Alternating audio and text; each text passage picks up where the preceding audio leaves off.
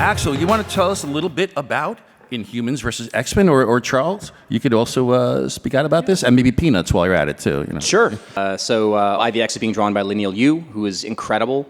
It's the culmination of a lot of plans across both the Inhumans and the X lines. We're trying to make sure that both fandoms on both sides are very happy. This isn't sort of a one or the other situation, and it's big superhero action. I'm really proud of it, honestly. And little uncanny Inhumans, number 18.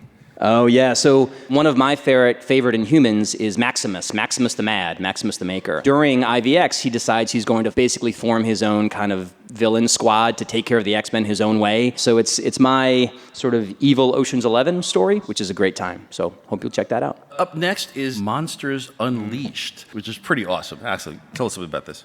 Sure, the story couldn't be simpler. Skyscraper-sized monsters have descended into the Marvel Universe, and they're creating havoc. And each artist is designing their own monster, right? Exactly. So I think we're going to show Steve McNiven's first. This is Steve's monster. If you wonder what haunts Steven's nightmares at night, this is probably it. And now we get to Mr. Spencer. Some Cap stuff we could talk about here, right? Take back the shield. Yeah, Sam Wilson, Captain America number 14 starts our new arc, which is called Take Back the Shield. So it's going to be a D-Man wrestling issue, so that's going to be fun. There's going to be I love that D-Man gets more cheers than Maximus. I'm sorry. This is crazy. So Mosaic is about a pro basketball player. He's like a big jerk in the first issue. I'm having a blast working on it so far. I'm having a really fun time. And of course, there's no one who's destroying childhoods more than Mr. Dan Slott. Dan, what are you doing, Dan? Jim Chung artwork. Isn't that gorgeous? There will be lots of action and punching and hitting. And guys you've wanted to see for a long time coming back. This is the second volume of Black Widow. It's called Red Vengeance. Definitely check that out. And if you are a Marvel fan and you want to share it with other people, this is a great entry point for them. And then we have Iron Man Gauntlet, another great adventure, of course, featuring Tony Stark and being the typical bad boy that he is. And then we've got Squirrel Girl fans. The Unbeatable Squirrel Girl. So this is Squirrel Girl when she's a little bit younger. She's sort of becoming Squirrel Girl for the first time. Really a great adventure. And look at that beautiful cover. I love it.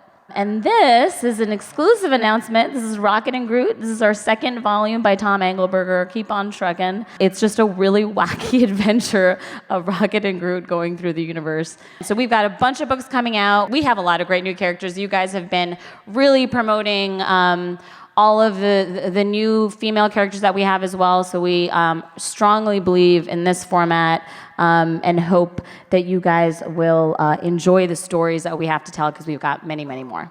How about the character near and dear to my heart, Daredevil? Yeah, Daredevil. You see that cover there? That's the third part of the Dark Art story, which involves Daredevil hunting down a serial killer. Daredevil's a cool character. I love working on him, and we got a lot of big plans for it. So I hope you keep reading, or start reading if you're not reading yet. Mr. David Walker, sir, tell us a little bit about Power Man and Iron Fist. Number 10 is next month, and it's the beginning of a story arc called Harlem Burns. See the guy in the hood up in the top corner there? Mm-hmm. It's Alex Wilder of the Runaways. Oh, cool. And he is super dangerous. He's going to be a major player in this story arc, and then later on, he's going to keep coming back. And we'll be seeing the return of Senor Magico very soon as well. How many of you guys are looking forward to Iron Fist on Netflix? Yeah. You like that? And how many of you folks have seen and love Luke Cage? Awesome. All right, well, we got some Cage for you. Axel. You got Cage in the silk shirt, unbuttoned to his navel, the chain belt. It's leaning hard into the blaxploitation era 70s comics that a lot of us fell in love with Luke Cage for the first time, back when he was a hero for hire, not even a Power Man.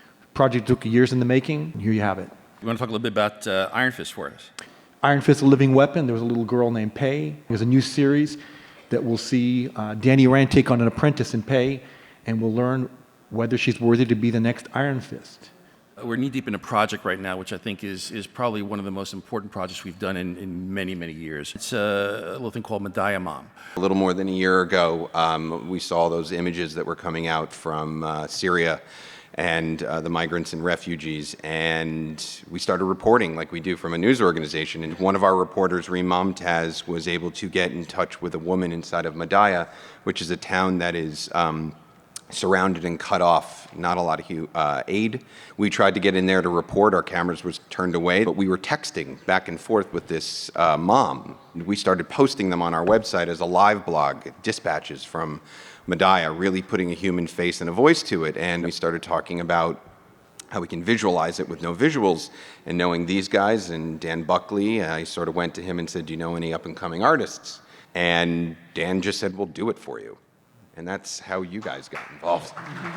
And so there's a lot of things that we do on the news that isn't easy to take in. By bringing ABC News to a brand like Marvel, we knew that we could sort of broaden a story and bring an awareness to a story that we felt was important to a broader audience.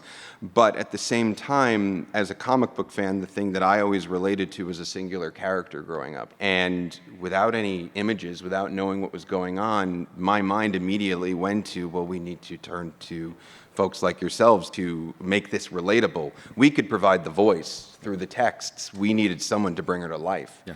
And the only really way to do that was with you guys. I spend weeks doing research trying to figure out how to make it as realistic as possible, and then I go, screw it. Yeah. I think for myself as a writer, like, really, can a guy really punch through a brick wall with, a single punch? It wouldn't be possible. He'd shatter all the hands in his bone and da-da-da-da-da, and then you'd never be able to reset it. And if he didn't have insurance, what would happen to him? He couldn't go to the emergency room. It's just letting go and going, what's going to be fun? What's going to move the story along? I just fake it. But I know Marvel science more than real science. There's no room for real science in here because it's all the vibranium and carbonadium. And now that I get to go into outer space, it's just, how did that happen? Power cosmic. Basically, I took a 15-year hiatus from comics, and then I went to Midtown Comics and picked up Superior Foes of Spider-Man, and it was the greatest. Thank you, man. It was the greatest train ride I can remember. And I just Do you want to hug him? Oh my God! Nick, would you give him a hug? Come on up. Give him a hug. Come on up. How do you decide what political themes and in some of these themes that impact minorities are inserted into comic books? We feel our stories are strongest when they are universal. Case in point, when we launched Kamala Khan, Ms. Marvel, it was a controversial book. There were a lot of things said about that book before it was published, a lot of assumptions being made. We were accused of being jihadists, even at the most extreme. Kamala Khan's a popular character because her story resonates with all people, the same way Peter Parker's did. So I think the key thing is to find the right creators to tell that story, be as honest as you can, and speak universal truths. You follow me? Yeah, and I think the one thing I'll add is that we're not trying to tell every single Pakistani American story. We're trying to tell like the nuanced story of this particular experience. And in that way, it connects with so many different people and Pakistani Americans as well. And that's how it's worked for us. I'd love to give a real world example of this, which is Madaya Mom knows who Spider-Man is. Mm-hmm. She was touched that the people that made Spider-Man would do this. So the idea of them talking about this universality is true. It translates. And this is what these guys do. I mean, it affects on a really global level. I mean, this is what got me into comics as a kid. When I saw that Marvel was based in the real world and speaking to me, a Latino at that time, about the real world, and it reflected my world. So I couldn't be prouder than to be working at a company like Marvel with the stories we tell, the history we have, with inclusion, as well as this incredible, group of creators here and the creators we have all around the world.